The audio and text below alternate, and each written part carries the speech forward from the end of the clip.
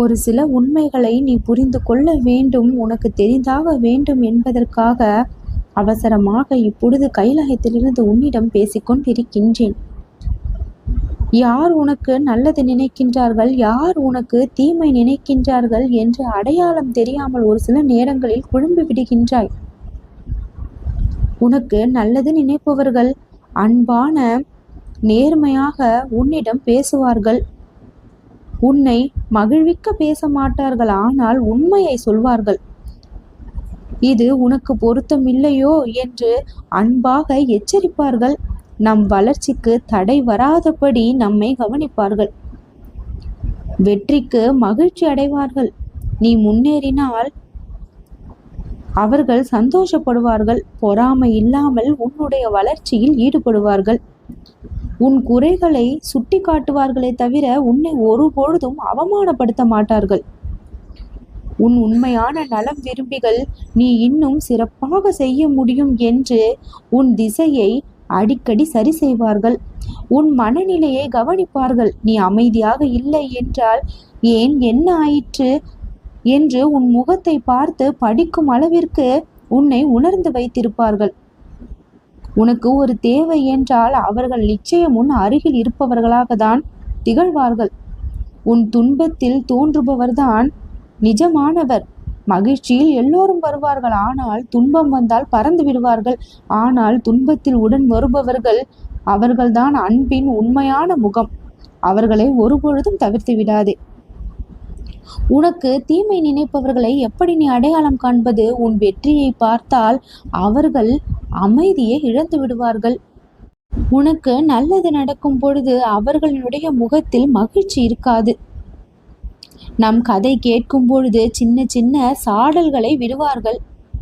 உன் பிழைகளை எல்லாம் பெரிதாக்குவார்கள். உன்னுடைய சிறு குறையை கூட பெரிய பிழையாக சுட்டி காட்டி மற்றவர்களிடம் சொல்லி காண்பிப்பார்கள்.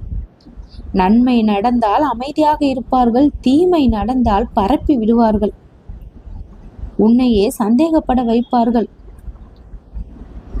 உன்னை நேசிக்கிறான் என்று நீ நினைக்கின்றாய், ஆனால் அவர்களுடைய வார்த்தைகளும் செயல்களும் உன் நம்பிக்கையை உடைக்கக்கூடியதாக இருக்கும். உன் மனதில் ஒருவித குழப்பத்தை விதைக்கக்கூடியவர்களாக இருப்பார்கள். அதை தான் அவர்களின் ஆயுதமாக வைத்திருப்பார்கள். நன்மையை சொல்வது போல தீமையை தான் செய்வார்கள். வெளியில் இனிமையும் உள்ளே இருளும் வைத்திருப்பார்கள். நான் உனக்கு சொல்கிறேன் நல்லதுக்கு தான் என்று சொல்வார்கள், ஆனால் அதனால் உன்னுடைய மனம் அமைதியை தான் இழக்கக்கூடியதாக இருக்கும்.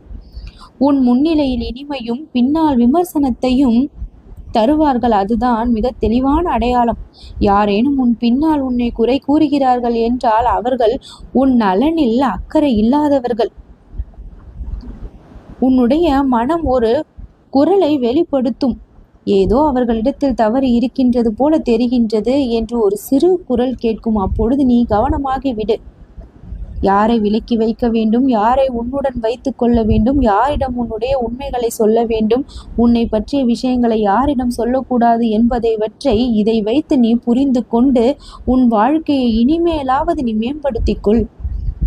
உன் உள்மனம் அமைதியாக இருந்தால் அவர் நல்லவர். உன் உள்மனம் குழப்பமாக இருந்தால் அவர் உன் ஆற்றலை இழக்க வைப்பவர். நல்லவர் அருகில் இருந்தால் மனம் தெளிவாகும், நம்பிக்கை அதிகரிக்கும். தீயவை அருகில் இருந்தால் மனம் சோர்வடையும், குழப்பமடையும். உன் உள்ளுணர்வை கவனி. அதுதான் தெய்வீகம் உனக்கு கொடுக்கக்கூடிய நுண்ணுணர்வு, கடவுள் தரும் அறிகுறி. சிலரை பற்றிய உண்மை திடீரென்று வெளிப்படும். உன் உள்ளுணர்வு சொல்லும், ஏதோ குறை இருக்கின்றது, இல்லை நன்மை இருக்கின்றது என்று. அதை கவனித்து அதன்படி செயல்படு, நல்லது நடக்கும்.